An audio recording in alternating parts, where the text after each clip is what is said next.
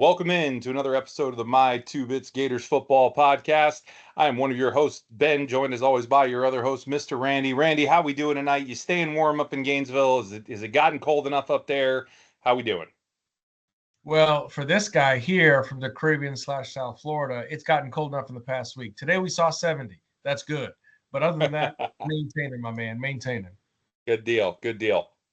Well, right on. Well, let's get into this right away here. We won't take too much time at the start. I got a nice review here for you of early National Signing Day as promised. Nice little class put together here, pretty strong. Again, especially considering where we were, which we will talk to. So without further ado, let's get into it. For our intro, we will, of course, do our mission, our accuracy disclaimer, our vision, and our agenda. This intro section's getting bigger by the day. We're going to have to make sure we don't get it any bigger. Lots of stuff in this intro, right? So our mission is always to provide factual analysis of all things Florida Gator football. Our accuracy disclaimer is that our information will be accurate to the best of our possible ability. We will cite our sources whenever we use them, and all statistical data comes from either ESPN or stats.ncaa.org. And recruiting data, most important tonight, comes from on3.com. So our vision, as always, is to have unfiltered conversation around the product on the field, as well as recruiting and overall coaching decisions. Our analysis will be based on review of film. And while we will express opinion, that opinion should always be based in some form of fact. We will also evaluate strategy and tactics and discuss observation of player personnel decisions as well as on-the-field execution. Okay, agenda for tonight. A little different because we're not reviewing a game, so we will mix things up. And we are going to talk about the changes to Florida's NIL situation for this recruiting/portal class. Have a brief conversation about that. We will then look through the overall class ranking currently and where that sits and what we feel about that and where we think it is and why and give our thoughts on that. We'll then do a player breakdown and analysis of what each player will bring to UF based on our taking a look at all the different players in this class, all 24 of them currently. And then we will do a look at what the class still needs. What are the needs that we still need to fill? Obviously, that can be through the portal, and probably will be through the portal mostly at this point. And then from there, we'll wrap things up, just kind of give our closing thoughts and sign this thing off. So with that, let's get things started here. And let's have a conversation about some of the changes to Florida's NIL situation. So several things have changed with NIL since we last went through this process anyway. And I think even since we went through the last portal process, I think there's been changes kind of all along. This is very much an ever-changing situation.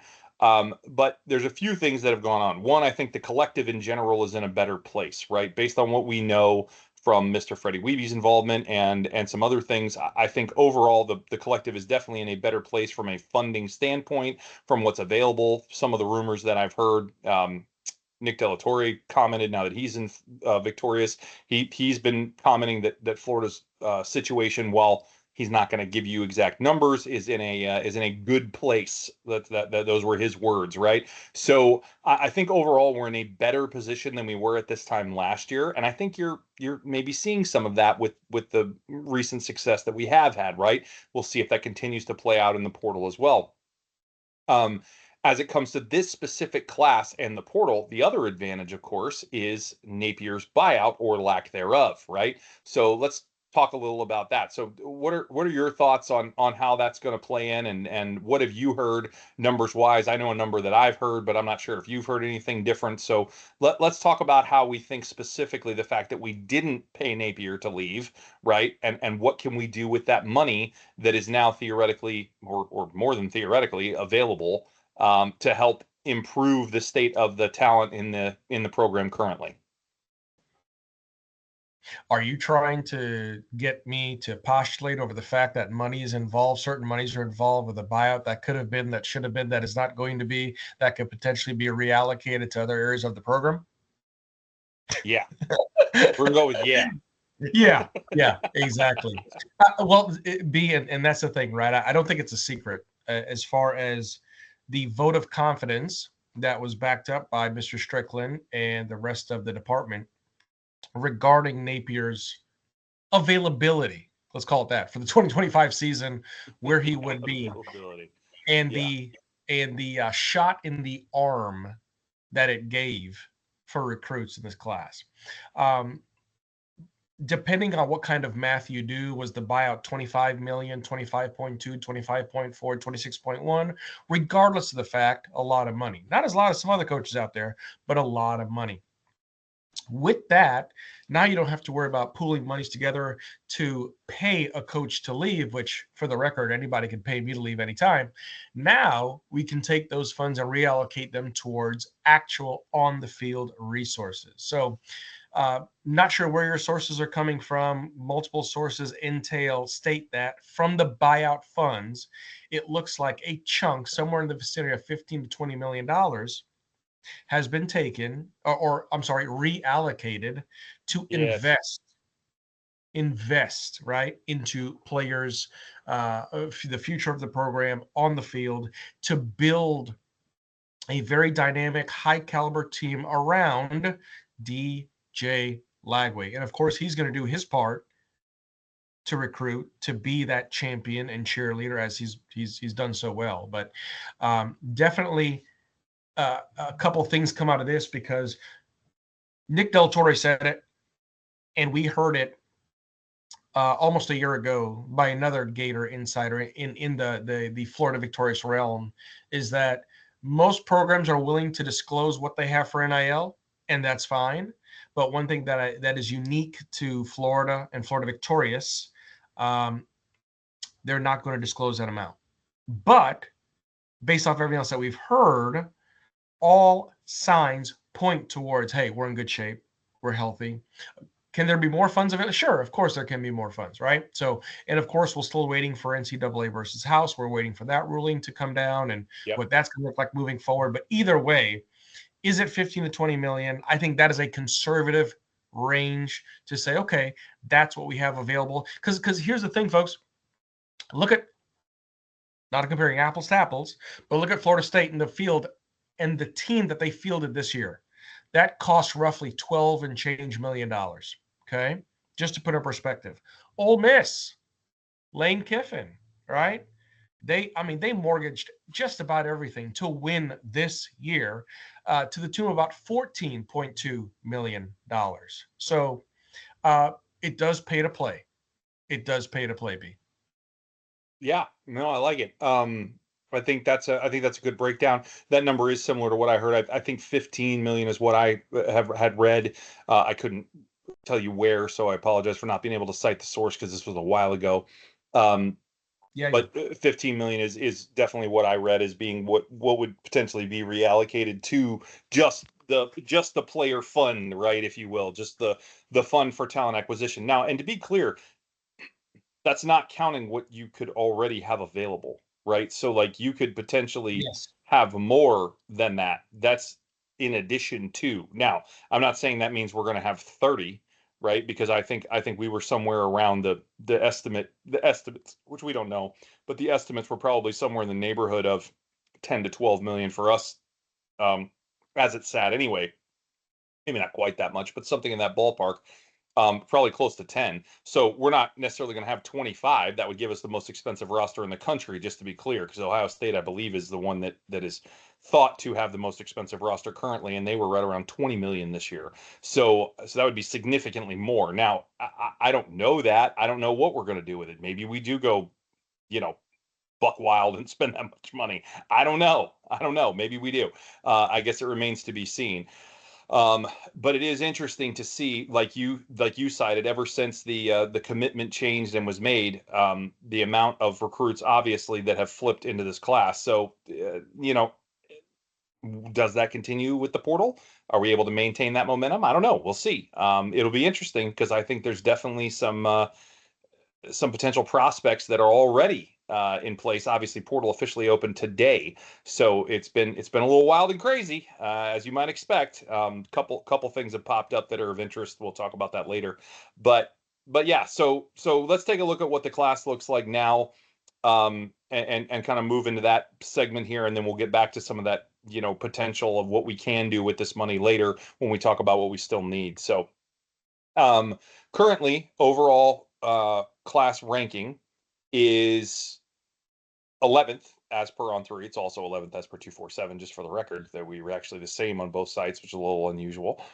And we're eighth in the SEC, as we already discussed, which is just silly, but it is what it is. So that's the way it is in the SEC, and why it really matters, though. It's worth the mentioning why it matters that you consistently produce at a minimum a top 10 class. And I know technically this is at 11 right now, but things are not over, right? Classes are not truly final until February.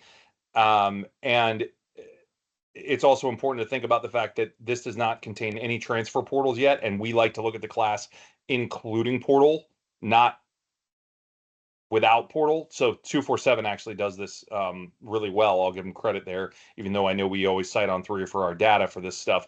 But 247 does a good job of compositing the portal and the recruiting class together and give you an overall ranking. On3 does not do that. They keep them separate. So 247 will be something that we do cite and look at when we get later on down the road and look at this class as a whole. And it will be interesting to see what that looks like, because we actually ended up, I believe, 7th on their ranking last year, if my memory serves. I'll have to go back and check that. But I believe it was 7th when everything was all in and done. And we looked at portal, we looked at recruiting, right? Everything all put together, we ended up 7th, which is a far cry from where we started on this date last year in 16th, by the way. And that was on On3. I think we were actually lower on 247 at that time. So interesting, right? So thoughts on the class, thoughts on the ranking, just from me. Obviously, this class made a massive recovery from where we were. We talked about it all throughout the season, losing recruits, decommits, right, over and over and over again. And then things change and we start getting more interest, and all of a sudden we're getting commits, and not just commits, but flips, and not just flips, but big flips, and then bigger flips, and then even bigger flips than that. And we're just flipping everybody, as we talked about during the last pod right before signing day, and how incredible that was, and kind of where we ended up. And we didn't end up with a ton more after the ones we talked about. I think we got maybe really one more after that, but still ended up with a phenomenal class. Considering all of that, and considering where we were to start the season and everything else, this class made huge gains, and we ended up in a much better position, right? When you look at where we were somewhere maybe in the 40s or 30s, depending on which week you pick a month ago, and we end up at 11th, right? That's a massive improvement, clearly, and frankly, probably about as high as we really could have even remotely expected to get, considering where we were, right? So we played a little bit of, world's most dangerous game with this class, because we waited till the last minute to start doing something with it. While I'm all for the idea of not necessarily trying to lock everybody in early like we did last year and, try to hold on to everybody, right? I also think this was way, way, way too much too late, right? Now, again, it worked out for the most part, but I don't think this is the most effective strategy either. I think you need some kind of balance in between the two, and we lacked it either year, quite frankly, right? So we've still got to find kind of that happy medium. And to that point, I think that's probably why we still haven't seen Billy really land an elite recruiting class. As good as this class is, and as many flips as we got and everything else, this is not an elite class. Last year's class was not an elite class. It's good. They're both good. I would argue in some ways each is better than the other, depending on what you're looking for. Last year obviously had more top end talent. This year is more balanced from top to bottom. So, but has a slightly less top end talent.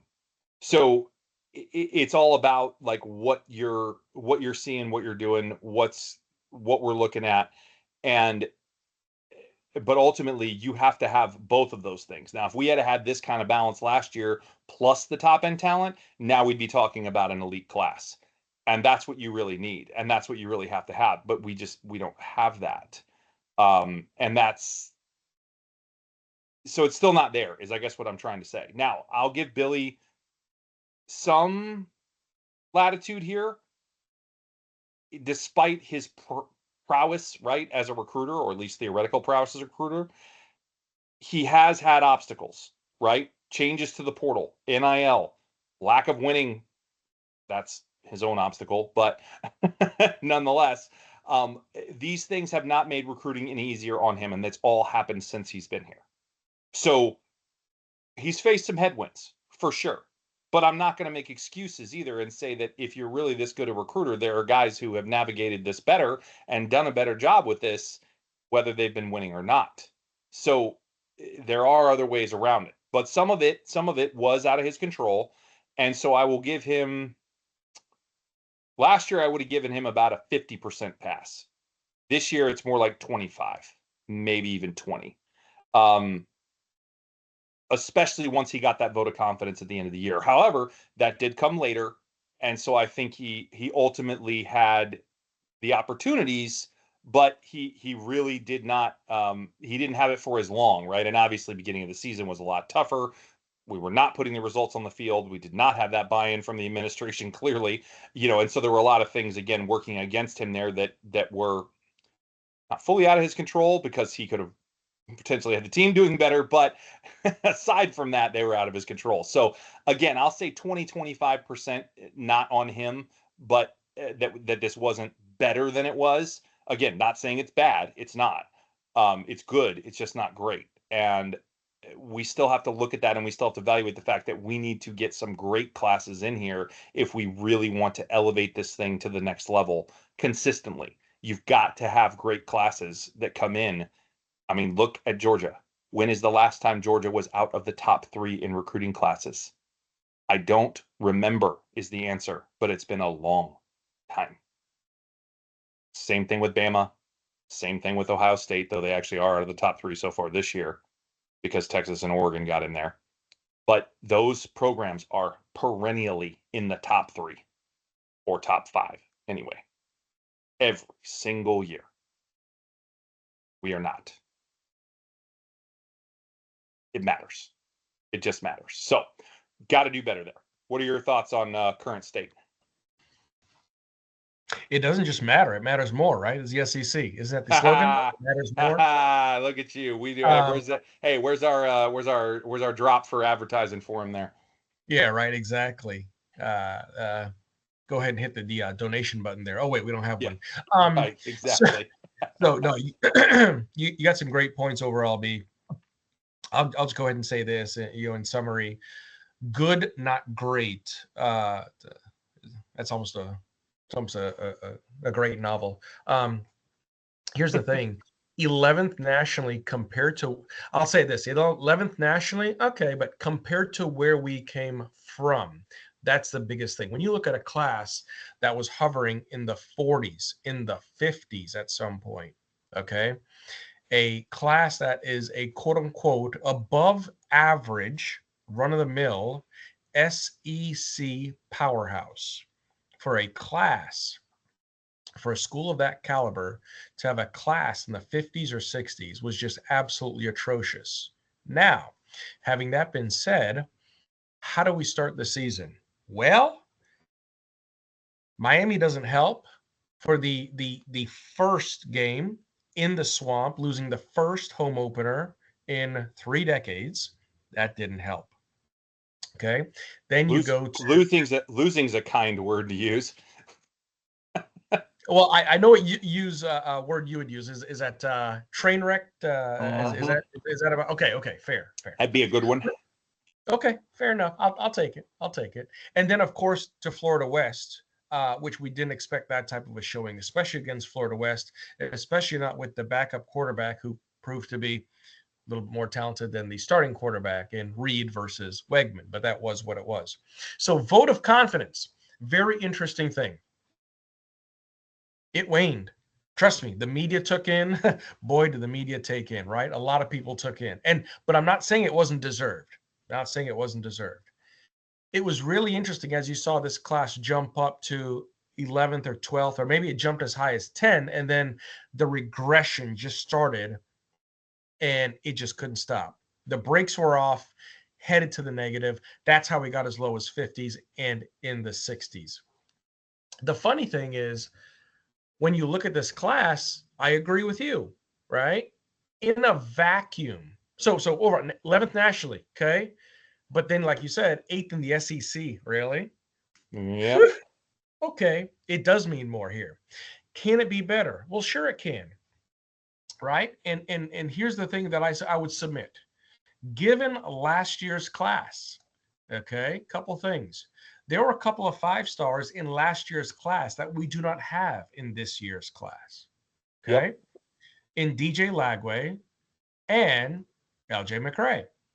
So what Yep. does that do for a class? Well, 5-star does a lot. Okay. Right now, okay, 42% of our 24 commits in state, no problem. Our blue chip factor, blue chip is any player who is a 4 or 5-star rated, 58%. Okay, there's where we are. We don't have a single 5-star. Is that a problem? Yes and no. But in a vacuum, to your point, is it truly a problem? Yeah, because that's when you go from good to great to, I believe the word you like to use is elite. Indeed. There you go. Elite, right? To take out the Georges, to take out the dark Sith Lord who's going to come back in some capacity in college football. Who knows? Yes, I mean Nick Saban. In those classes at Alabama, especially when you look at the pledges of the gobs of money that's developing over there in Texas, right? You look at LSU, Ole Miss, what's going to happen to them? We'll see. Oregon, look at the gobs of money that one Phil Knight has pledged to the University of Oregon. Yep. How's that going to impact their recruiting? You can't tell me that it won't. Okay. Another point that you made, B, that I had to change one of my points on was last year you mentioned the flips. You mentioned, okay, we thought this player was going here. This one, it's really interesting because last year you finish up the season on a 5-game losing streak. Extremely, extremely unfortunate. This year, you finish the season on a 3-game winning streak. And then coincidentally, after, like we mentioned earlier, the shot in the arm, that's where all of a sudden things started happening. You get flips going in the right direction. You get commits going in the right direction. You get multiple players from the same high school, the buzz, the attraction factor. So that's what's the neat thing about this, the end of this season, this year compared to last year's season, is the positivity, the momentum, the continuity that we're going to have going into next season is huge. Again, can the class be better? Yes. But for all intents and purposes and where it came from and what the narrative was and what the narratives were, for all intents and purposes, I mean, Napier was supposed to be gone. I mean, let's just call it what it is. He was supposed to be gone. Didn't produce. Didn't pass the eye test. Culture's great. Player personnel, great. Activity outside of the white lines of the football field, great. Record, not great. Not so good at all. And at the end of the day, that's what matters, especially to this type of a program who needs to be back in the SEC landscape, in the conversation, who needs to be back in the national conversation as not just an SEC powerhouse, but a football powerhouse to rise back to that prominence of where they were just a short while ago. So anyways, that's well said. That's all I got on it, man. All right, no, fair enough. And just a thought to the point you were making about 5 stars, 4 stars, things of that nature. Classes in the top 10 without 5 stars. Would you like the count of how many there are? 1. Zero. Okay. 10. And the top 4 classes: Texas, 4 5 stars; Oregon, 4 5 stars; Alabama, 4 5 stars; Georgia, 4 5 stars. Once again, we have none. Well, coincidence, I think not. You could debatably we have one. There's one there. Our top recruit is 5-star in one service, but this is using On3's national ranking, and according to that same ranking, we have none. So it's there you go. So that's a little breakdown for you. One other little trend that I'd like to point out about the overall class is one thing we pointed to last year was our overall player ranking, because we had less players in it, but the overall player ranking was actually better. We cannot say that this year. Our class ranking, probably because we have some more players in it, is higher. But our overall player ranking is actually 19th currently. Like our average rating of player. So that's something else to keep in mind when we look at this. Not necessarily the best situation there, I would say. So not totally ideal versus what you want to see for that particular number. Now that can have some variance to it, but I would say we're a little low to drop that many spots. But there's also a reason for that. And so while you look at that and you say, okay, well, that's not good. However, there's an explanation, and we'll get to that later. So it's not as bad as you might think just looking at it. So with that, let's get into some player breakdown here. Before we actually go through this year's class, I got to read this because I saw it when I was going through and looking at last year's pod notes. I'm going to read the evaluation I wrote for Lagway for last year because it's like, wow. And this is why this matters, right? This is why it's important to look at recruiting. It's why it's important to look at recruits in general and what they can potentially do and help and everything else. So just going to read this out. DJ Lagway, 5-star plus, overall 10th in the class. Max Prep's best high school player in the country last season. Dynamic dual threat quarterback with a powerful arm, but still accurate. Very solid at 6'3", 225. He's bigger than that now. Can run hard and fast. Future of UF football, to put it simply. This is the biggest get in this class, and it means a ton. Has the potential to be an elite level college QB from everything we are seeing and really make UF a national contender again. I'd say that hits the nail on the head. Wow. So I'm not saying that to call out, our evaluation or whatever else. That was basically everybody's evaluation. That has nothing to do with it. The point of the story is this is why it matters. This is why top end talent matters, right? Because you get guys that are identified as being this good, like Lagway was, and then they come in and they make the impact that we've seen him have and that he will continue to have, more importantly, right? So this is why it matters. So I left that one in there just to kind of throw that out and highlight that. Huge deal. So to that end, we will now break down this class. Let's do a little back and forth. You want to start us off with Vernell here? Shall we? Fire away. So, what do you got? Let's go to Mr. Vernell Brown. So for those of you, that name might ring a bell in a few circles outside the fact of what he's recently done in the high school ranks, but he is one of our 2 legacy players in this class. So his father played for UF. So great story there. You always love a good legacy story when you see the son come play for the university dad played for, and phenomenal opportunity there. So right now he was over at Jones High School, wide receiver position, 5'10", 5'10" and a half, 173. 4-star wide receiver, very dynamic. So as far as On3's industry ranking, they have him at a 95.6. I think, Ben, you said this one was going to be coin flippy as far as if they're going to regrade him at a 5. Yeah, and he may get re-ranked at 5 when they do the re-rank. He's currently 45th overall. You have to be like top 31, 32-ish, something in that neighborhood. So he would have to move quite a bit in the overall rankings, but it all depends where the different services move him, and it's possible that could happen. 247 basically has him as a 5-star. They did have him as a 5. I think they technically moved him down to a 4. He's like 32nd on their rankings overall. So I mean, it's borderline. So he's right on the cusp. This is as close as you're going to get, but he is technically a 4-star. So pretty much, right?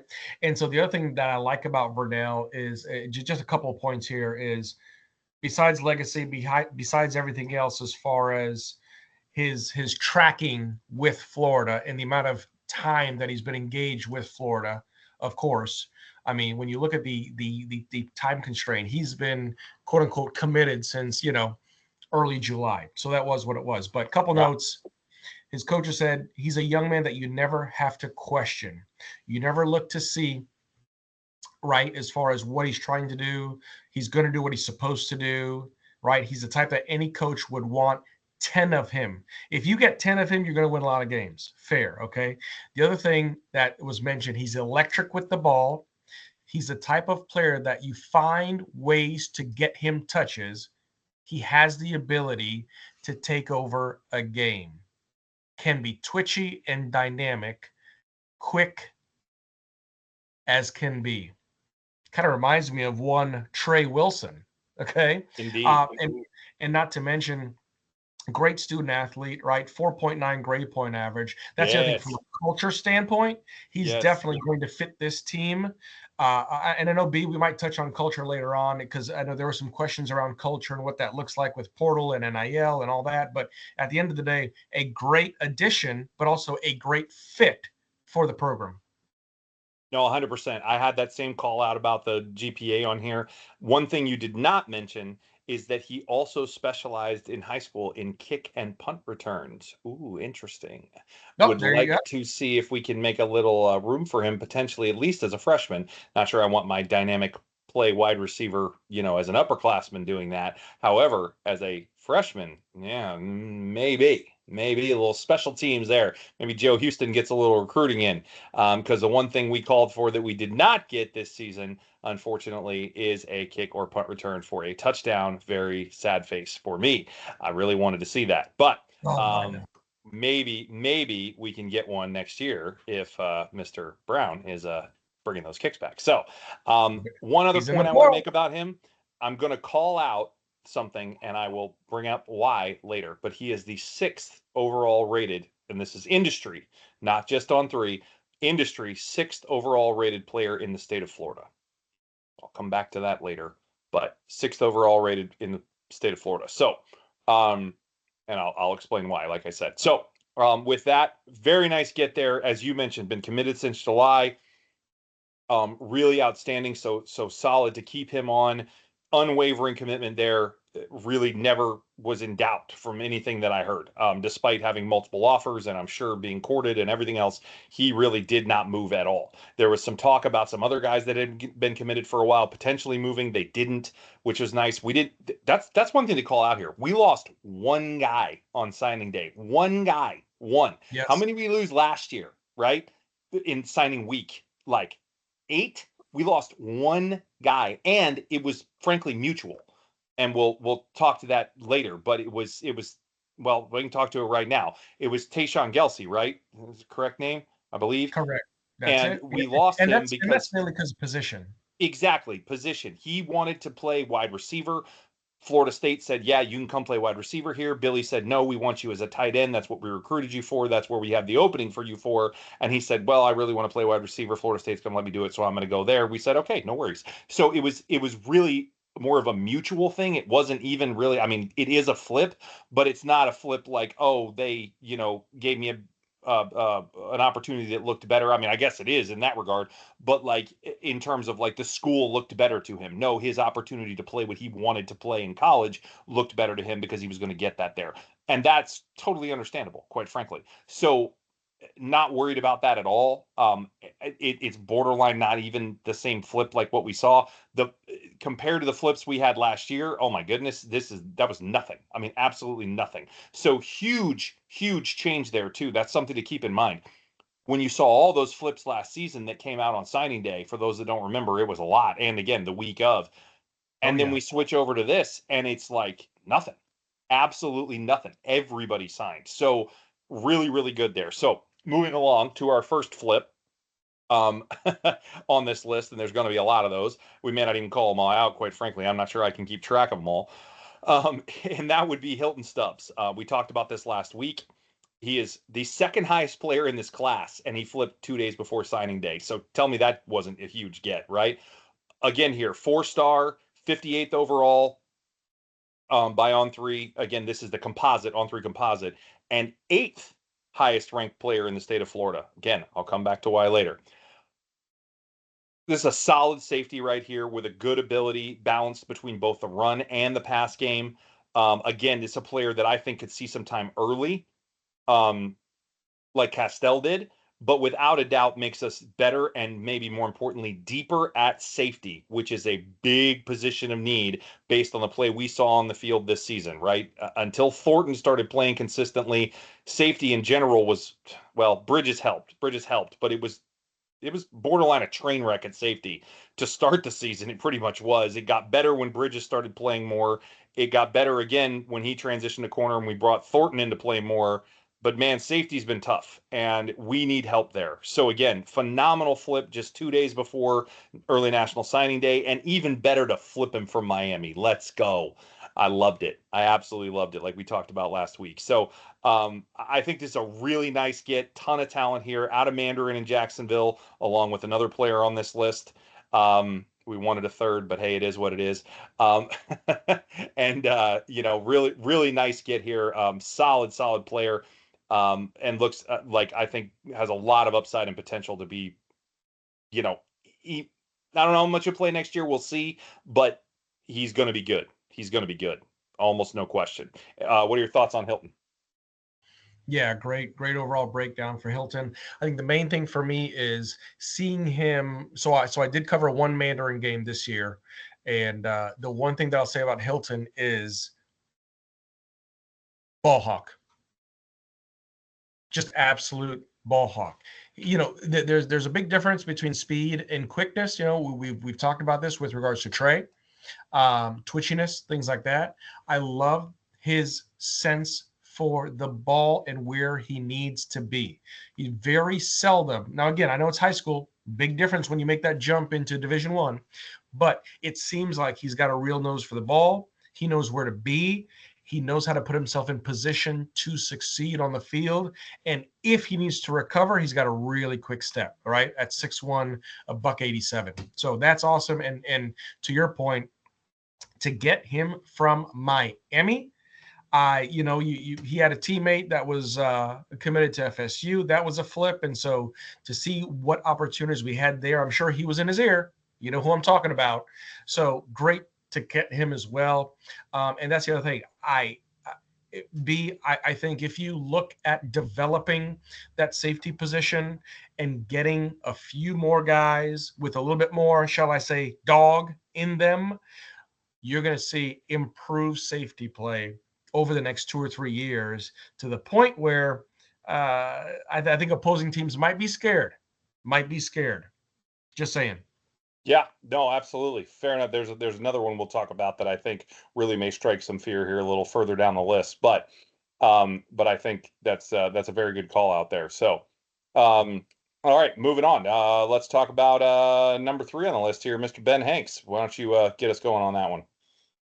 Oh man, Ben Hanks. So here's another one that is going to be a legacy.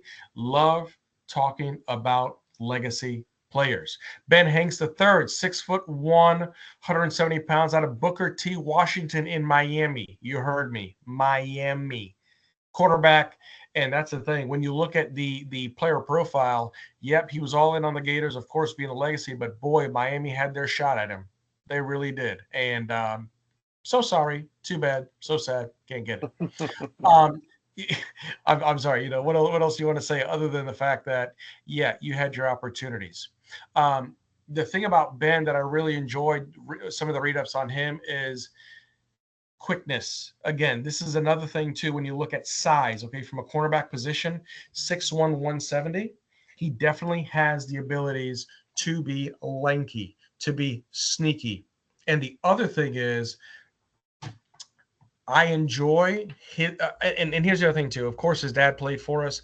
I enjoy the fact that he's going to gleam a lot from his dad playing in the swamp. I'm sure he's been to the swamp a time or 2 or 10 before.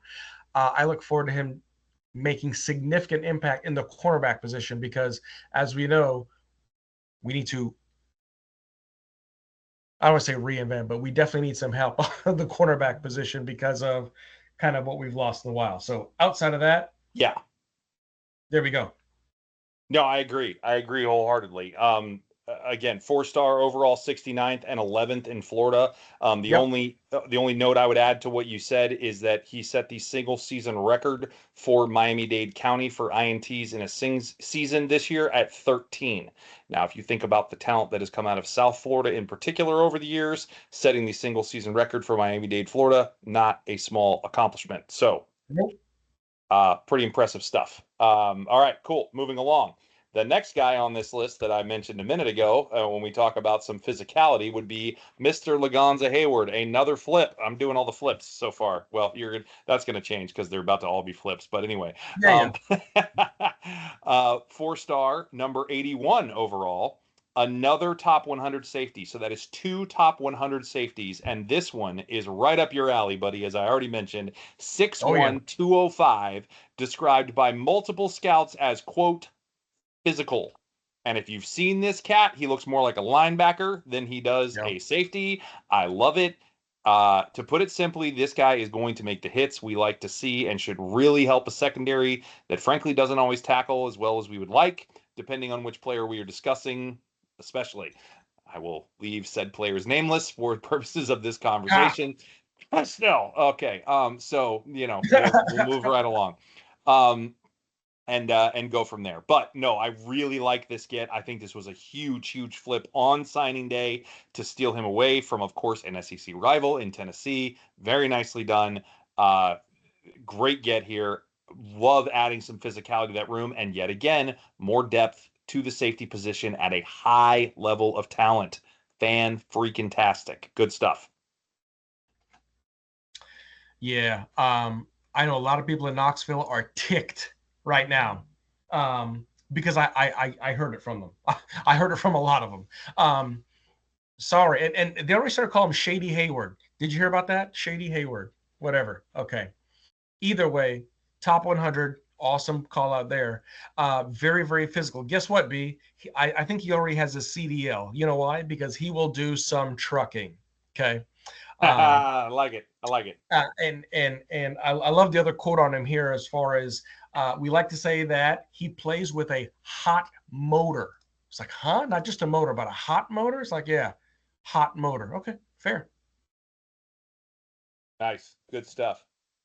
All right. Moving along. Next on the list is Mr. Jaden Woods. What do you got for Jaden?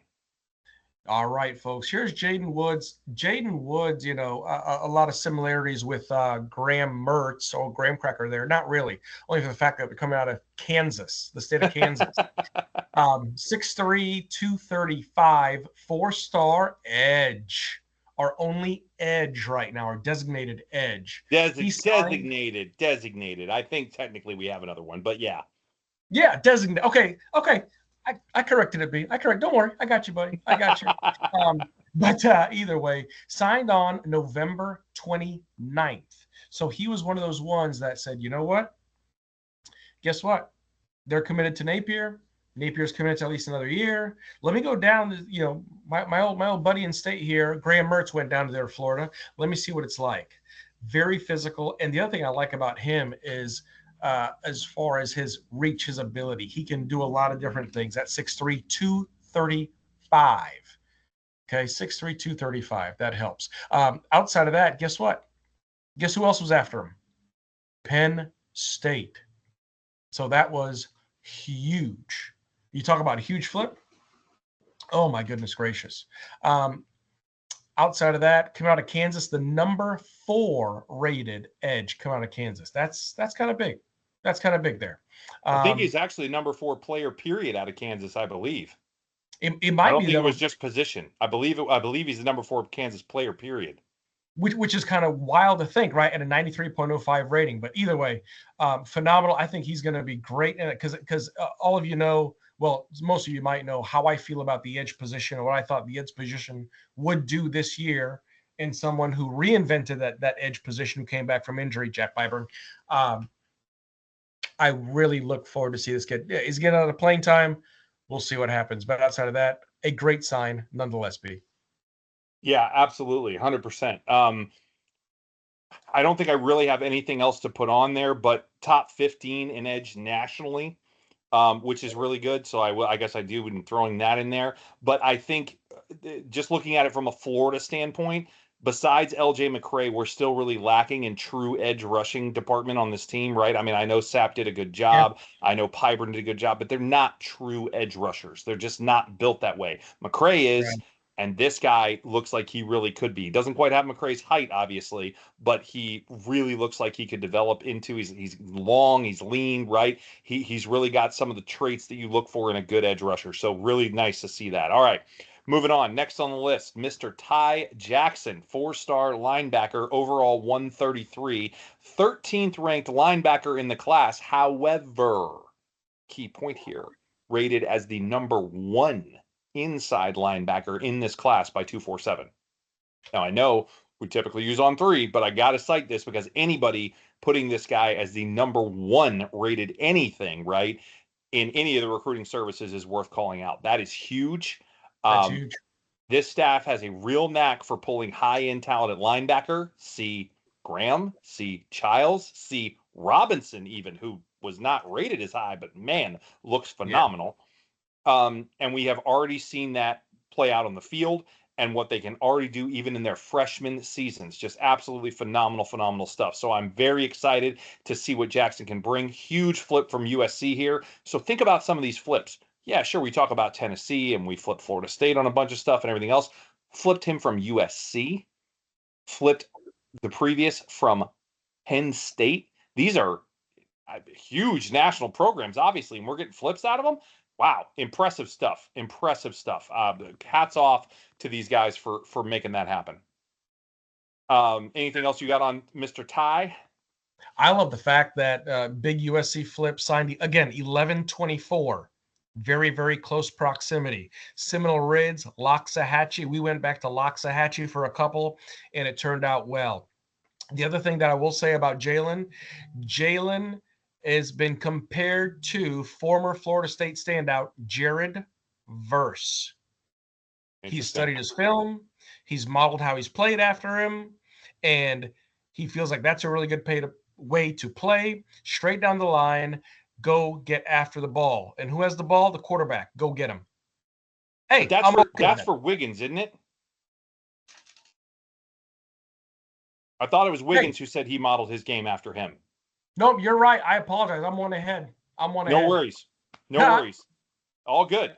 Hey, that not a problem. You're right. And hey, I like it. We're going to get to Wiggins next. So you're just getting ahead of that. Anything else you want to say about Ty before we talk more about Wiggins? Great flip out of USC. I know USC's had a heck of a season. Obviously, Lincoln Riley, it's not going the way that they thought it would.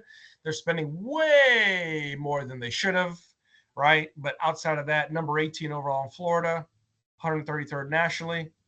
Awesome pickup at the linebacking position. Yeah, for sure. Good deal. All right, now Jalen Wiggins, the Jared Verse comp. Yes, go. Hey, how about that? But anyways, Jalen is one coming out of James Rickards out there in Tallahassee. So that's why it makes sense, right? As far as the Jared Verse kind of modeled this game after. 6'4", 4.5", 270-pound defensive lineman. Great overall comps, again, mentioned there. Or in Florida, I believe I have him as the number 23rd. That's what I have, yes.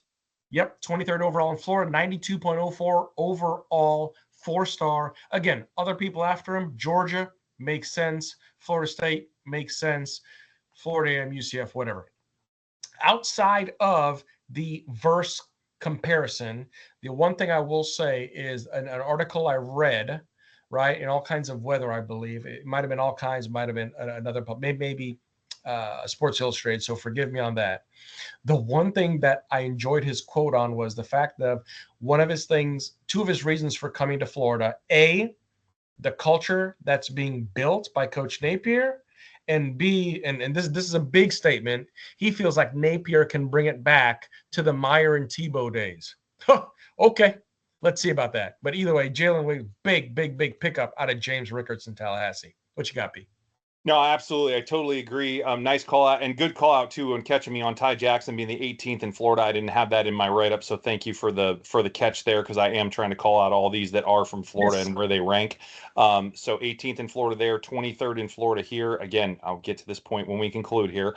And another high-end, I believe, like I said, I would classify him as an edge. He's not classified as an edge, but he's planning to play like an edge, right? So he's a Yes. little bigger in terms of his overall size, kind of more like a sap in terms of his like weight class, if you will. But from like a height perspective and a length perspective, I think he does fit more into that edge perspective. So it's really going to be interesting to see how we end up using him. I hope we do keep him on the edge. I hope we do not try to move him inside because clearly it's what he wants to do. But I think that is the plan for him, or else I don't think he would have been intending on coming here. So, Right. I think that's what we're looking at with Mr. Wiggins. This is one that UGA had significant interest in and really was trying to flip on signing day.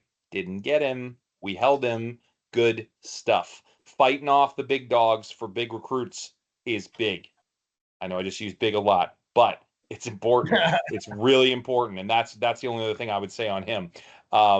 Really interested to see what he's going to produce going forward. So, next one on the list, back to Flip City, Flipmas.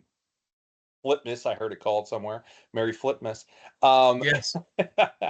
Tavares Dice, 4-star offensive tackle, overall 194, out of Georgia. Alabama? I don't remember which state he was. Fairburn, Georgia.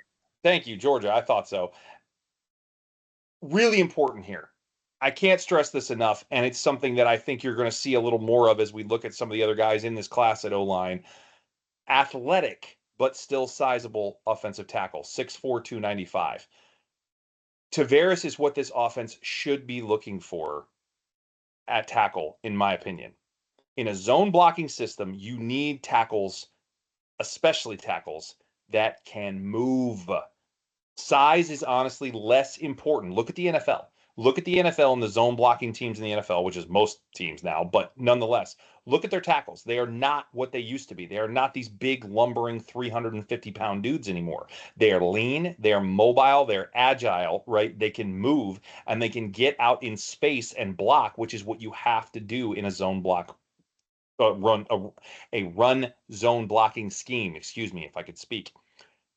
Really, really important. I don't know that we've really recruited that way thus far. In a lot of cases, I think we're getting better at it. I think Fletcher Westphal was starting to get into more of that mold last year. He's still a little on the bigger side, but he's got some movement. He's got some feet going on there. This class, though, looks way more like what I would expect out of a class that is designed for a zone blocking scheme. Way leaner, way more agile, way more athletic at the offensive tackle, especially position. It's less important at guard and center, though those guys do have to pull sometimes. See Slaughter and Najee on some touchdown runs this year. But regardless, they don't have to be as mobile and agile regularly as the tackles do. So really, really important stuff here. And I'm loving seeing it. I'm really loving seeing it. I think this is a phenomenal pickup. What do you got on Mr. Dice, if anything more? Size matters. So typically, if you see a player 6'4", 6'4 and a half, 6'5", you're seeing on the line side, you're seeing like 325, 330, 34, no problem. Yep. But great call out on the size as it relates to the scheme. Very, very important. Another one, right? Number 27 in Georgia, phenomenal there. Offensive tackle, number 18 overall, nationally 194. Another top 200 player, great. Yep. But guess what? Signed on November 30th. The flip from Auburn. Auburn, why do you want to go up there? Are they Eagles? Are they Tigers? We don't know. They're kind of confused. What is Hugh Freeze doing? We don't know. Come here. Come to Gainesville. You never have to shovel sunshine. It's beautiful. Awesome pickup. Awesome pickup. Yeah, really good stuff. All right. Next on the list, Mr. Byron Lewis. Go ahead. Man, Byron Lewis, this guy is going to be dynamic. Okay, so here's the thing on Byron. We have a, would you say B, Flipmas? That was good. Flipmas, I like it. Yeah, I heard that. Credit to, I think it was High Top that I was hearing Mary Flipmas out of. That was, credit to them on that one. That was good stuff. I really got a kick out of that. Awesome. Well, anyways, Mary Flipmas to you too. So here we go. Running back out of American Heritage. That's down in Fort Lauderdale. 5'10", 5'10 and a half, but 205 pounds. So you got a lot of players in that size range. Height 5'10", and some change at about 190, 192, 205. He's getting up there in size, right? because Jaden Ball, he's got a ways to catch Jaden, but I either was way. going to say he ain't Jaden yet, but we're getting there. Nope, we're getting there. Exactly. In Florida, number 34, nationally, number 237. So another top 250 person there. Outside of that, the other thing to mention about him is outside of Flipmus, this guy here could have gone to Florida State. Okay, that's the third, fourth player we've taken from Florida State. So sorry, Mike Norvell, not really. Not at all. And so great job, Jabbar Jaluk, for staying on Bayer there. Outside of that, that's all I got, B. All right, fair enough. So just to give a little scout on him, because I like all the points there. Again, 34th in Florida, physical running back. He probably most parallels to Montrell, actually, if you're going to look at our current running back room. Not saying he most parallels to him in general, but if versus our current backs, he probably parallels most to Montrell. And so when you look at our highest rated running back recruit, of which there are 3, by the way, which is pretty remarkable, this is very much a downhill runner. He's not as elusive as some of the other backs we currently have, but how great is it to add a highly rated physical running back when we're, of course, losing Montrell this year because he's graduating? That's a great job of coming in there and finding a replacement to bring in and, bring up that physical quota that you're going to want in certain situations. And at times, obviously, we wanted it a lot this year, but just in general, right? It's great to have another physical style back come into this offense. Because right now, if you look at that backfield, other than Jacoby, it's, I would say, not that Jaden can't run, or not that Ball can't run, physically, but he's more in the elusive school. Katie Daniels is definitely more in the elusive school, right? And so when you look at this, you need to add some power to that room, and they've done that here, and that's really, really good. So with that, moving on, Tramel Jones, 4-star quarterback, overall 247th recruit, 35th in Florida. So that was 34th and 35th, by the way. Yes. Really solid pocket passer, can flat out make throws. The kid can throw. He's going to be at Elite 11 this offseason, just like Lagway was, interestingly enough. And it will be interesting to see how he does there. Not as much of a dual threat as DJ. He's not going to run the same way DJ can. Not to say he's immobile or something like that. He can run. But so far, the book on him is that, he's much more of a pocket passer. The comparison I saw made was actually Chris Leak, ironically. And that was just anybody that they were comparing to. It happened to be a Gator, so interesting there. But potentially a very, very high-level passer, with some development, coming down the road here, which of course he will have time to do, sitting behind DJ for the next couple of years, you would certainly presume. So to that end, very interesting. Nice get here. Again, a flip, as you mentioned, from Florida State. We of course talked about this one too, but really good here. Any thoughts on Tramel? No, outside of that, great kid. He did suffer a lower leg injury this year, so his season got cut short. But outside of that, a lot of things I heard coaches say about him on the sideline, very smart. He knows what to do with the football. He does not put the football in danger's way a lot. So that's always good, right? He knows when to throw it away, or he might know when to throw it out. So that's a good sign, definitely, especially in a young quarterback like that. Yeah, for sure. For sure. All right. I get to say his name. Let's move on. Mr. Joseph Mbachu. Yes, Mbachu. I tell you what, if you look at his picture, you look at it and you go, okay, got some glasses, got a nice little fro. Okay. He doesn't look too deceiving, right? Well, let's go back to the whole size thing. Okay. 6'4.5", some listed at 6'5", 280 pounds. Yes, sir. On the lean side, is he? Oh, yeah. Oh, yeah. That's because he's got an absolute motor. Yep. This guy is 4-star, number 35 in the state of Georgia. A lot of people, and if you remember, the main thing about Joseph is the fact that he was committed to Florida. Then he got coerced to go to Texas and commit to Texas. And we thought, okay, do we have a shot? Can he come back? And well, guess what? He came back finally and signed on 12-1 just 8 days ago. So look at the proximity in which these things are done. In the state of Georgia, number 35, nationally, 259th. So there's another top 300.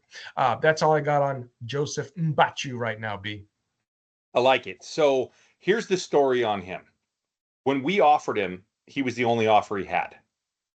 Or we were the only offer he had, excuse me. He didn't have any other offers from anywhere else. That changed very quickly once the book kind of the secret kind of got out. But this staff identified him first, like before anybody else, which is really interesting, especially in this day and age, right? But when we offered him, he was also a 3-star. He's not a 3-star anymore. He's a top 300 4-star guy, and he's probably going to keep going up potentially anyway. See how many, we probably only get one more good re-rank before this class actually finalizes, but nonetheless, really, really interesting. This kid looks ridiculous. His promise is crazy here. He might end up being one of the stars of the class. I'm going to call that out right now. This is me saying that. Nobody else has said that, but his athletic ability, you already called it, at his size, off the charts.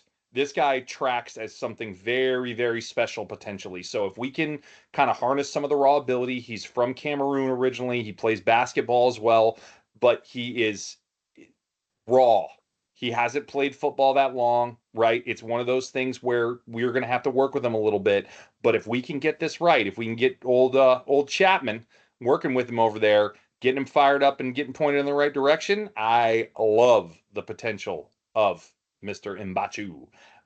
Good stuff here. So really excited about this one. The next one as well is really exciting, and that would be Mr. Nashawn Montgomery, 4-star wide receiver, 273rd overall, 41st in Florida, and I think possibly the most undervalued recruit in this class as far as his ranking goes. I don't think any of that's right. He has speed. He has size. He is a South Florida gem. He is really could become a true deep ball threat in this offense. Again, I think he's very underrated. And he had a ton of other interests. He had more offers, more collegiate offers than Vernell Brown did. That is a fact. You can look it up. Ooh. So tell me this kid isn't special when he has more offers than our 4-star, borderline 5-star top player in the class, and we're all the way down here at 273. Something doesn't mesh there. Something doesn't mesh there. This kid is loaded with talent. I think he is going to end up, again, being a very, very promising player. It would not surprise me at all, again, here on the re-rank if he does not rise significantly. Excellent pickup here, and excellent job holding off. He was going everywhere. He went to Auburn. He went to LSU. I think he might have gone to Bama. He went a bunch of different places before signing day, and we kept him in this class. Phenomenal. Great job. Hats off to the recruiting on this. I assume it was Billy Gonzalez that did this, but because he's a receivers coach, but anybody else involved, hats off. Great job keeping Nashawn. Great get. Any thoughts on Mr. Montgomery? Well said.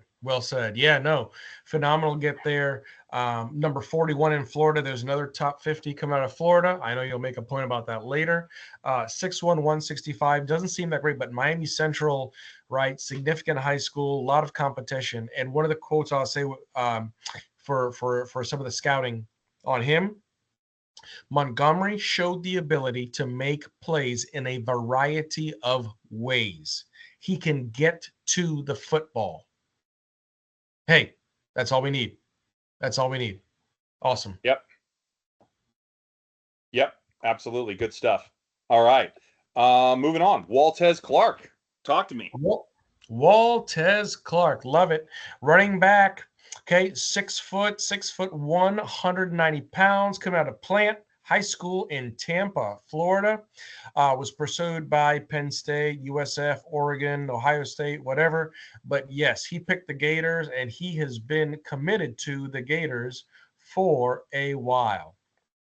Dating back to, get this, folks, September 16th, 2023. Yeah. Can you imagine? He was the OG commit. Right? Can you imagine? I mean, a lot of players don't stick around that long, i.e., well, look at all the different players that we've had committed for. I mean, DJ Lagway was the only other one I know is committed for that much long of a time. But either way, phenomenal get there. Another top 50 guy in Florida, number 47, Yep. And the main thing about him at 6 foot, 190 pounds, he has wheels. Very Yep. shifty and joystick like, as he is able to make cuts with ease. That's what I got on Waltez Clark, B. Nice. And I totally agree. Dynamic. He can do. He can both run and catch out of the backfield, and maybe the fastest back that we may end up having back there, because he's going to rival some of our slower wide receivers, not our faster ones, because our faster wide receivers are ridiculous, but our slower wide receivers. He posted a two-time qualifier for districts in high school in the 100-meter, official time of 10.82 in the 100. That's moving, especially for a running Okay. back. So you don't see running backs that are typically that fast in the 100, especially at 6'1" almost. That's crazy. Yeah. That's pretty wild. That's pretty wild. So very interested to see. He is definitely a burner. Definitely some top end speed coming there. So yeah, that'll be really good. All right, next, Jeremiah McLeod, 4-star, number 382 overall. Solid interior defensive lineman here. At least I project him to play interior. 6'3", 285. Already in high school, that's pretty big. And he was a force from the interior in high school out of multiple different formations. 12 sacks and 14 tackles for loss in his senior year, along with 55 tackles overall, which is pretty darn impressive. When you look at the position he's playing, for on the D line, that's not a position you typically rack up stats at like that. So pretty impressive stuff, right? He's not an edge rusher and he's got 12 sacks. That's good. Really great potential here at a position where we are losing some key talent, right? We are losing some interior D-line guys. Slackman gone, Dez gone, Cam gone, right? These guys are all graduating or out of here, right? They're moving on. They're out of eligibility. So really good stuff to get some potentially solid stuff here, along with our next recruit as well. But first, any thoughts from you on McLeod? Yeah. J-Mac, great pickup. 6'3", 285. Another one with great size. And another one who's been committed to the Gators for a while. Dating back to May 2nd of this year. And another top 50 coming out of Georgia, Leesburg, Yep. Georgia. Awesome. Nice, good stuff. So our next one is really the big boy on the inside, Mr. Shivers or Shivers. I think it's Shivers though. Stefan Shivers. Talk to me about him. I would agree with that. Yeah, Shivers for sure. Oh man, 6'4.5", 300. You mentioned, I said earlier, 325, 380 pounds, coming out of Brentwood Academy, Humboldt, Tennessee. And again, this is significant. The sign date, November 18th, 2024. Just Ah, a short while ago. Okay, so he entertained offers from Georgia, from Vanderbilt, from Arkansas. Definitely, there's a lot trucking on this guy here, mainly because of his size. When you look at a player comp, GB, who do you think at that size he could best be compared to, especially coming off the D line? I mean, if it ain't Big Dez, I don't know who else to do it with. If you're talking current Florida Exactly. players, anyway. Exactly. So that's the thing. Obviously, Dez at 420, whatever he was, he's got him by a few pounds. But either way, great job, Gerald Chapman, staying engaged with him to land him, because especially when you look at in the state of Tennessee, number 16. That's significant, especially when you look at Vanderbilt that was coming, Tennessee coming, Arkansas. So a great pickup there. Great kid. And he's definitely going to have some impact on that D line, B. For sure. But you mentioned all those schools, but didn't we flip him from Georgia? Isn't that where he And was committed? that was a big flip from UGA. Yes, indeed. Nice stuff. Nice stuff. So, a quick pause here. This is our last one in the top 500. And for those keeping score at home, that is 15 players in the 15. top 500. 15. That's pretty good. So this is what we were talking about with the overall balance of talent in this class. And I can also tell you that at the bottom of this list of actual skill position players, which we'll get to in a minute, and again, why this overall player ranking was lower, the lowest one is going to be 765. Last year, our lowest one was like 1,300, was like double that. So very interesting when we're looking at this and looking at the comparison here. A lot more top end talent as a balance in this class than what we had last year. So very, very interesting stuff. So coming back briefly to Mr. Shivers here. Again, I think it's Shivers. Apologies if it's Shivers, but I think it's Shivers. Serious size. You already mentioned it at the interior defensive line. And again, this is how you work to replace Big Dez. Hard to replace Big Dez, but this is a great effort at it. So really good stuff there. All right, moving along. Next up, 3-star tight end Micah Jones. Overall 588th.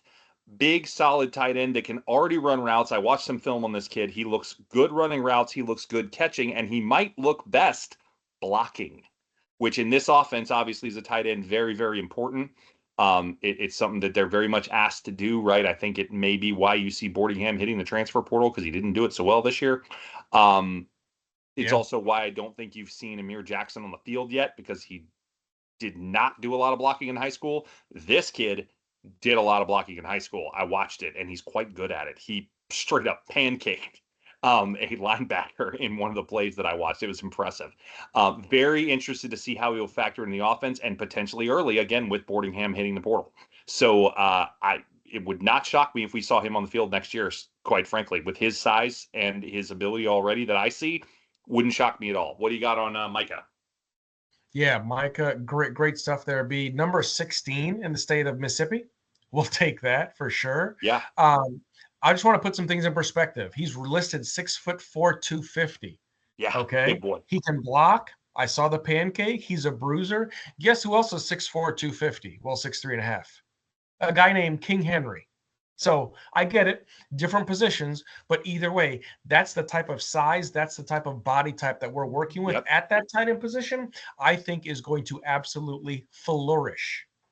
Yeah, he's got a lot of promise. And again, he's got good hands. He can run good routes from the film I saw. He's not a burner. He doesn't have a ton of speed for his size, right? He's not Vernon Davis out there setting, combine records in the 40 at tight end. But nonetheless, everything else looks really, really good on this kid. So I'm excited about him. He actually is one of these ones that's further down the list that makes you go, wow, really? He's this far down? So, sometimes these rankings, I don't know if they always get them fully right. But anyway, moving along, talk to me about Mr. Medlock.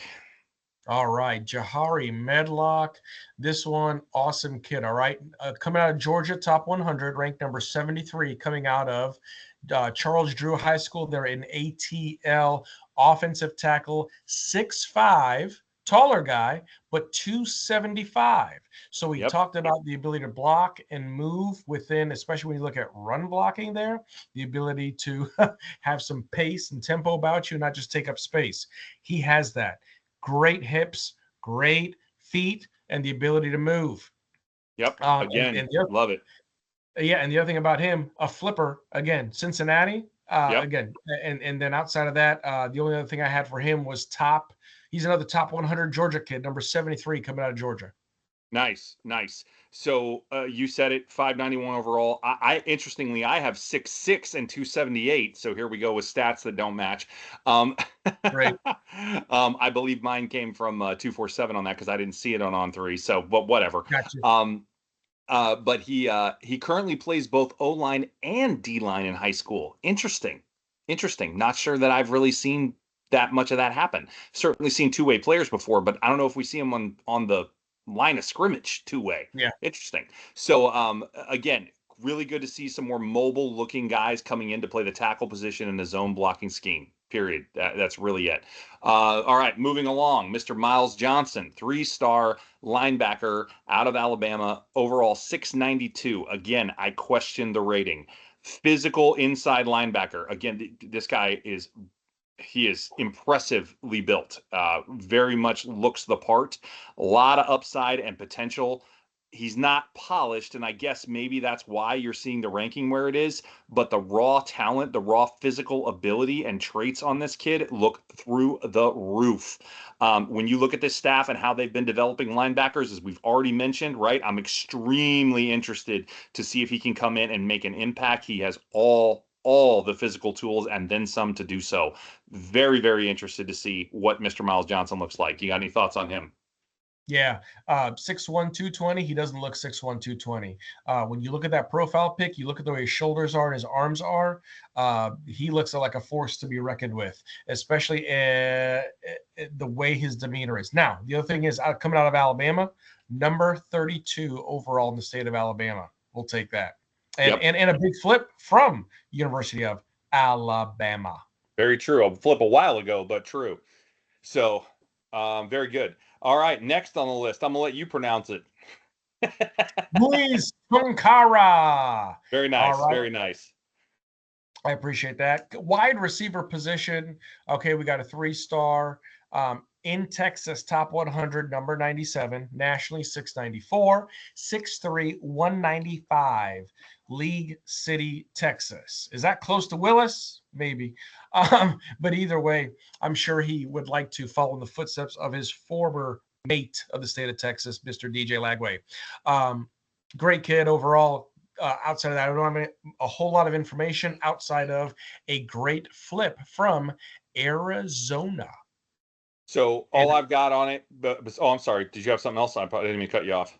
No, and outside of that, just outside of the flip from Arizona, I mean, he had offers from Arizona, Wisconsin, Kansas, Arkansas, Vanderbilt. So multiple schools were after this kid for a reason. Yes. So I think when you look at size, you called it out, right? 6'3", I believe, right? So definitely got some height, has the athletic ability to go up and win some 50-50 jump balls. And he also has he's solid in his speed. He's not a burner, but he's fast enough, right? So when you look at a combination, when you can get some height with some speed, what does that create? It creates an excellent downfield threat, right? Again, a deep ball threat here. They've already kind of identified him as a potential replacement for Badger, as being that's who I heard the comp made to. Obviously, Badger's not that tall, but definitely potential for that. Though I think Badger might be 6'2". Actually, I'd have to look it up, but definitely has the potential to do some things in the downfield passing game here. I think in this offense, maybe not next season, but definitely in seasons following that. So very, very interesting there. All right. Next on the list, Mr. Chad Gasper, the final running back on the list, 3-star, overall 735, third running back as mentioned, and I think running back is looking attractive to recruits. What do you think? Oh yeah. Do you think so? Do you think Trevor would say so? Oh, that name? Yeah, I know you don't say it, but I will, and I heard he might hit the portal too. I would laugh my face off if he goes in the portal again. Another good looking all around back here. Some decent cutting ability. Again, I watched tape on him. Good speed, good cutting ability, kind of like an all around back. I would put him in the mold of like Jacoby Jackson, right? He's not going to break anybody's ankles. He's not going to run anybody completely over, but he's solid, right? So that's who I would draw a current comparison to. I'd be interested to see if he can potentially have an impact somewhere down the line. I don't think we're seeing him on the field next year, certainly. Maybe not even the year after that, but he can definitely get in here and play at some point. This running back room is obviously very deep. I think we have 7 now. Pretty remarkable stuff, but it's really going to look good. I guess it'll be 6 with all the outgoing, but still, very, very nice looking room here. So, any thoughts on Mr. Gasper? So the main thing about him, I would say, is great stats, right? 5'11", 5'10 and a half, 5'11", 195. I think that's probably the reason why he's not rated a little bit higher, because the size, right? We probably need to see him another couple inches taller or another 5 to 10 pounds heavier. Outside of that, he was pursued by Ohio State, Michigan, Nebraska. So it's really good to see that the train that was after him. And again, another one coming out of Texas, 108th in Texas. And he's been with us for a while, signed on May 10th of this year. And to your point, if Ohio State wants you at running back or wide receiver, you're probably pretty good, because though they tend to recruit those positions, relatively well. So right. just a thought. All right. Next up on the list, Mr. Daniel Pierre-Louis. Talk to me. All right. So DPL. Yeah, there we go. Here's what inside offensive line, 6'4", 290. Good height, good size overall, the ability to move, the ability to turn, the ability to shift. Another one out of Loxahatchee. This is the third one out of Loxahatchee, okay? In the state of Florida, number 96, top 100, 765 nationally. Okay, whatever. That's fine. It was what it was. But outside of that, a huge flip from FSU. Big deal there. And the other thing about this guy here that I really enjoyed was all the things that the coaches had to say about him. Great motor, doesn't need any help with motivation. And again, this is another one that I think heard the narrative of what was happening within FSU. No disrespect to them. Actually, yes, all the disrespect to the world. Yeah. And really great. All day. Really great to have. And then also a great job by DeCosta for going after him, tying in the Haitian heritage, making that connection, and really following up with him, right? Calling him pretty much every day to check in. What's going on? How are you feeling? How are you doing? So great job, Jonathan DeCosta. That's all I got, B. Nice. Yeah, for sure. You said it, interior lineman with good size, though I think he's a little underweight for the interior lineman still, but I'm sure that Mr. Tyler Miles will help out with that. He's shown propensity there to do pretty good. But he shows really good potential, like you said, and love the motor for sure.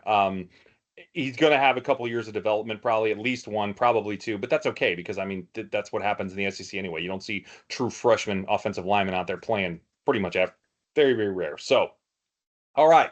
Now, quick pause here, and I'll make my point now before we get into the non-skill position guys that are in this class, and why this class average player rating is lower, by the way. But so we had some numbers here, and I want to go back through them real quick. Vernell, 6th in Florida. Stubbs, 8th in Florida. Ben Hanks, 11th in Florida. Ty Jackson, 18th in Florida. Jalen Wiggins, 23rd in Florida. Byron Lewis, 34th in Florida. Tramel Jones, 35th in Florida. Nashawn Montgomery, 41st in Florida. And Waltez Clark, 47th in Florida. I know we had more in Florida after that, but those are all names in the top 50 in Florida. Why do I bring this up? Because Florida, though they actually just fell one spot behind California, which is unusual, puts the third most players in the NFL of any state in the country. They currently have 149 on active rosters. And again, that just shifted, and California just passed us at 151. Texas is number one. Not a surprise there because of population and football in general, right? Though there has been a time where Florida has been number one on that list, just for the record, but it's not anymore. But we are behind California, and correct me if I'm wrong, we're just behind California, and what's the most populous state? Oh, California. Oh, okay. So when you look at it from a percentage population standpoint, it's huge. So this is not an unknown fact, certainly, and probably some people might have suspected this is where I was going anyway, but Florida puts talent into the NFL. There's just no question around it. So when you have that many guys in the top 50 rating in Florida in your class, big deal. Big deal. Not a small thing at all. The odds are many of those guys end up in the pros. Many of them, multiple of them. So very, very interesting stuff there. Really quality things to look at. And a point that I really wanted to make and why I was calling out where we were ranking out in Florida. I'm not saying they all get there, but I bet you easily half of them do. I'd be shocked if half of them don't end up in the NFL. So really good stuff. And obviously you got to be pretty good to do that. And that means they're going to be pretty good Gators, right? Assuming they stay, of course, which you do have to caveat that. But nonetheless, all right, moving along. Now, why is our average player rating so low? Well, we have a kicker, we have a punter, and we have a long snapper in this class. And I can assure you that kickers and punters and long snappers do not grade out well in their overall national ranking. In fact, I haven't even included it in my national ranking, even though On3 does for the kicker and the punter. Props to them.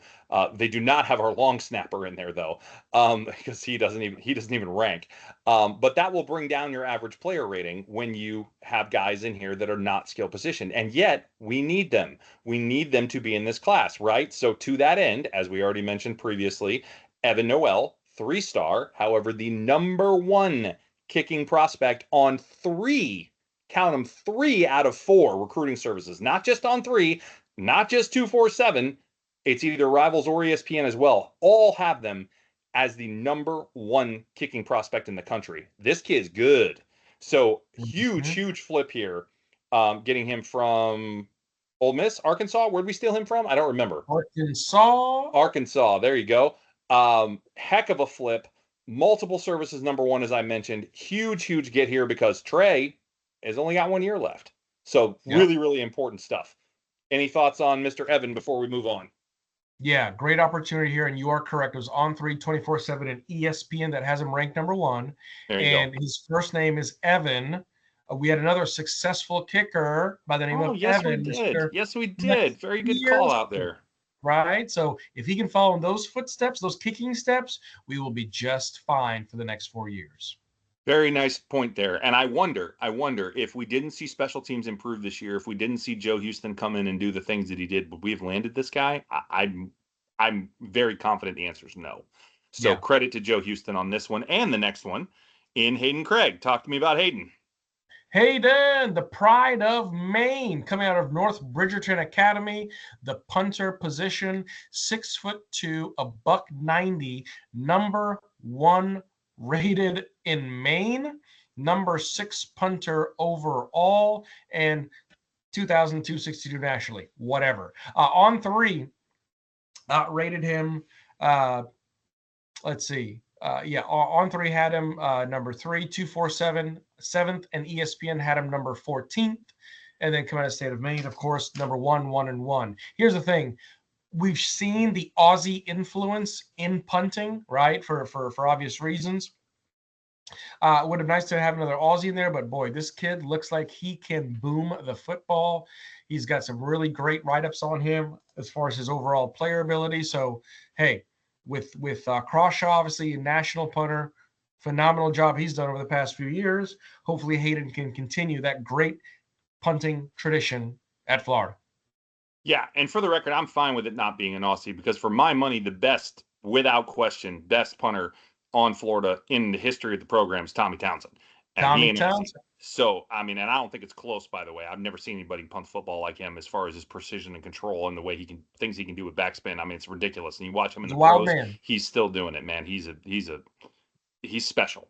And so, and I'm not knocking Aussie, certainly. I don't think there's certainly a reason why they're so good and why there's so many of them playing college ball. And certainly Crawshaw's been a great one. However, I really, really think that if you've got talent, you've got talent, and it looks like this kid does. So I'm excited to see him. Don't know that he's going to start as a freshman because that would be the case, right? Because Crawshaw's done after this year. So it'd be interesting to see if he does play next season or not. He might. Certainly you can putt as a freshman if you're good enough, but we'll see. So that'll be interesting to take a look at and see if we use Crawshaw's backup from this year, who I don't know who that is. Full disclosure, it's one of the rare players on the team I don't know, but we will see who ends up playing next year and if in fact Hayden gets the start.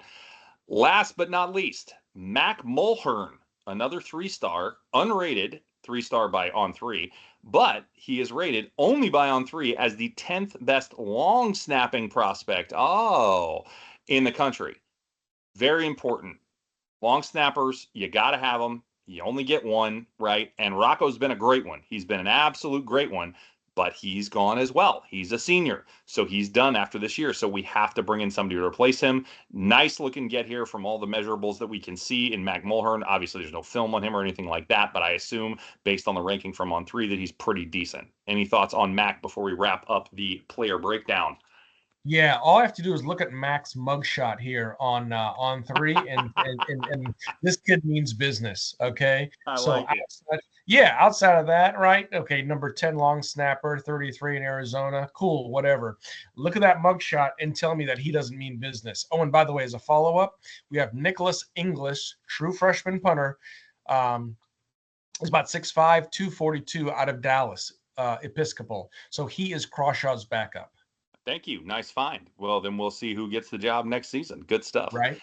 All right. So to that end, that is your 2025 recruiting class as it stands today. Certainly can still change, as we mentioned, and we will go through it again, including the transfers and all the portal pickups and everything else in February once it closes out. Obviously, we have a spring portal as well. We will discuss any additions that happen then, but we will do a full breakdown of what the whole class looks like. Anybody that has been added since, we will do the similar style breakdown to what we've done here, and then look at what the overall class looks like. So to that end, what do we still need from the portal? Give me your thoughts, please, Mr. Randy.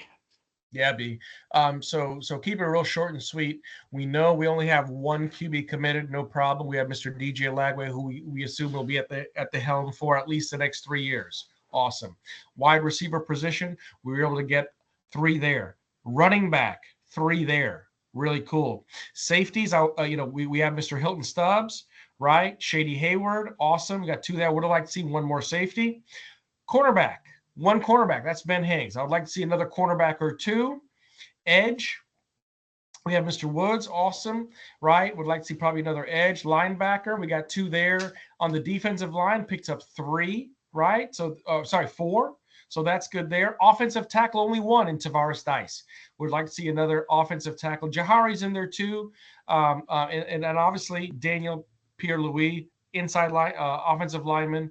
But outside that, we know how much impact that offensive line has to this offense. We really need some continuity and some great skill players on the offensive line. So I'd like to see more there.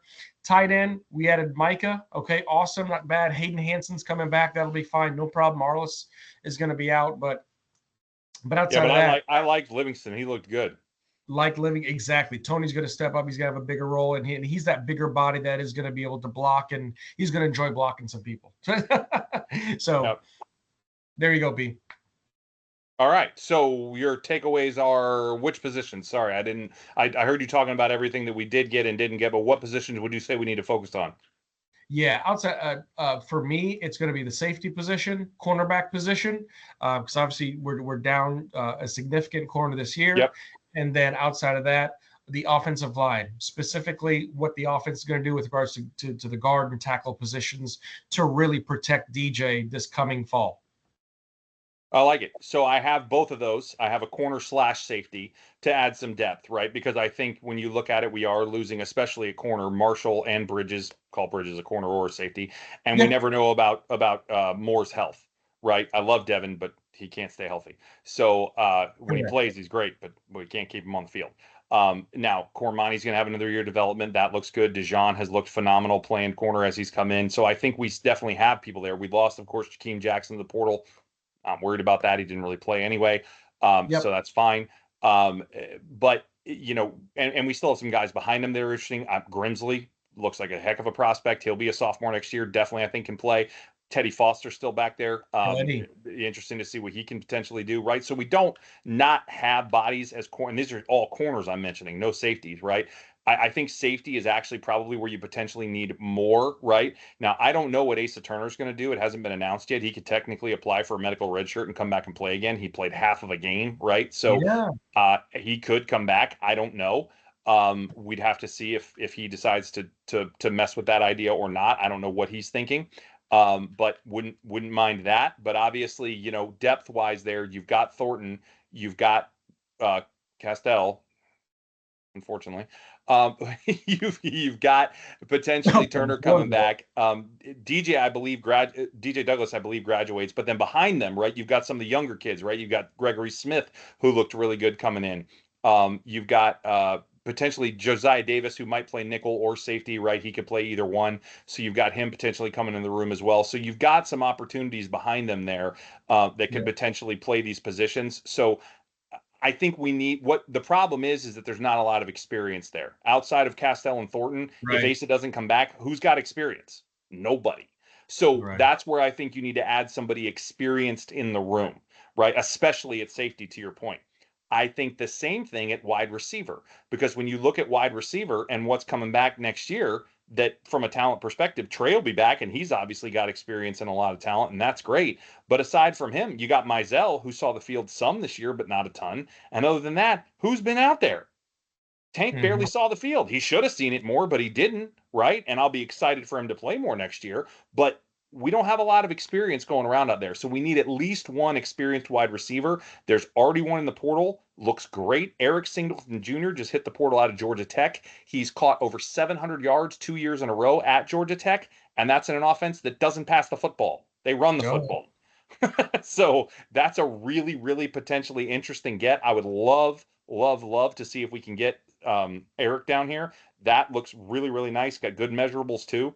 I think we also need an edge rusher because, as we mentioned, the guys we have coming in, they're young, they're freshmen. We saw even LJ McCray, who's a physical prototype to play edge. Oh He didn't yeah. even play edge that much, right? Yep. So it takes time. Now he's obviously going to play next year, and of course Sapp is coming back, which is great. Well, we don't know that for a fact, but I would assume he is. So when you look at that, we technically have some guys on the edge, but we need more depth, and we just need more solid players at edge. So I'd really like to see that. Definitely agree with you on O line. We're losing Crenshaw Dixon at left tackle, right tackle.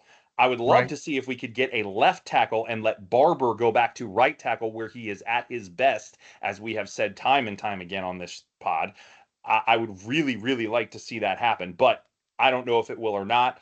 But regardless, we definitely need an O line pickup, preferably a tackle, right? Because we're losing him. I don't want to see Waits play tackle again. That was ugly. I don't want to see it anymore. Let's not have that happen, right? Yeah. Fletcher could potentially play next year, so Yeah. Westfall could potentially come in. That's a possibility, right? But you'd really like to see an established guy as well for depth purposes, right? You'd really like to Mhm. see that. So I'm with you there on the offensive line, especially again the tackle position. I think that'd be a nice pickup because all these guys we signed, that's great, but they're not playing next year. None of them are even close. Westfall was better than any of these guys from a recruiting profile standpoint, and he didn't play as a freshman more than a couple of snaps. You just don't see it. It doesn't happen in our league.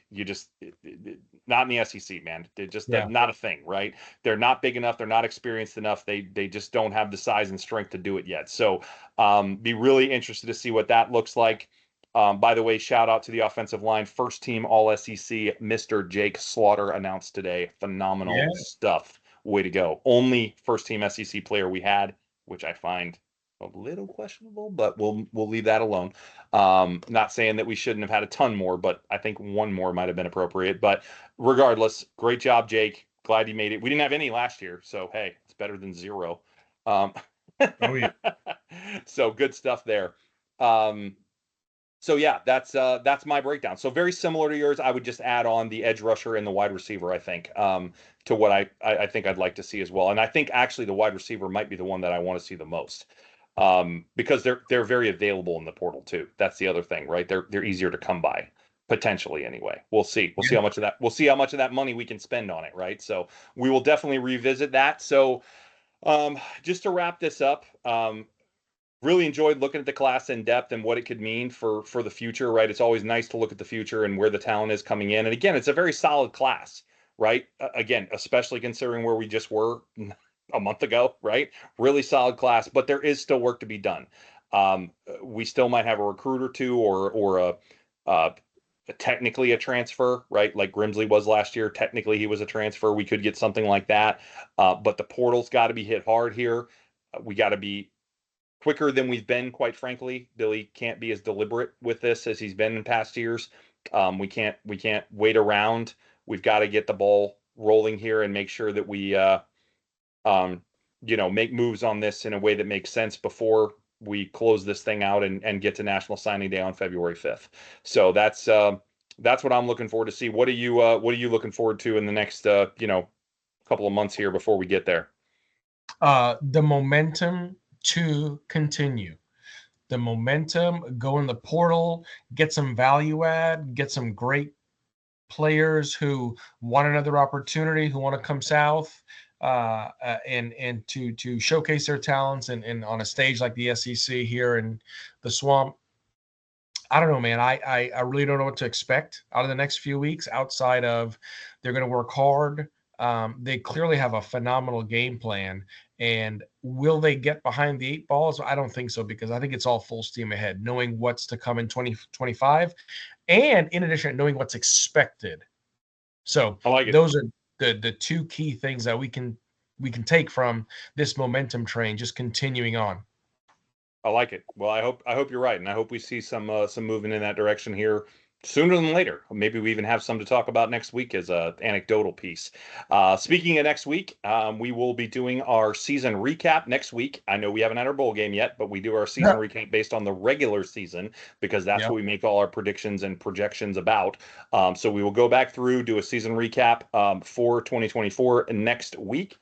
We will also do a little bowl game preview with Keep It or Pitch It and some Sims for our recently announced Gasparilla Bowl date with Tulane, which is an interesting matchup. Not necessarily the one I think we were expecting. However, could present some challenges. So we'll take a look at that, see what that looks like, and yeah, we will go from there. So that is what is on tap for next week on Monday for what we will be bringing you as far as our content wise. And then the following Monday, we will do the bowl game recap, go through our standard, game review for the bowl game before we take a holiday break. So, with that, I don't think I have any other notes to make here. Anything else you want to hit on before we close this out? No, that's awesome, my man. Good job going through it. Obviously, a little bit longer of a pod. Hopefully, those of you understand how and why. But either way, great to take a deep dive into the incoming class there. And like you said, look forward to what's going to happen within the transfer portal. So let me go ahead and sign us off wherever you are, whenever you may be listening. Thank you for taking the time, and we will see you around Gator Nation.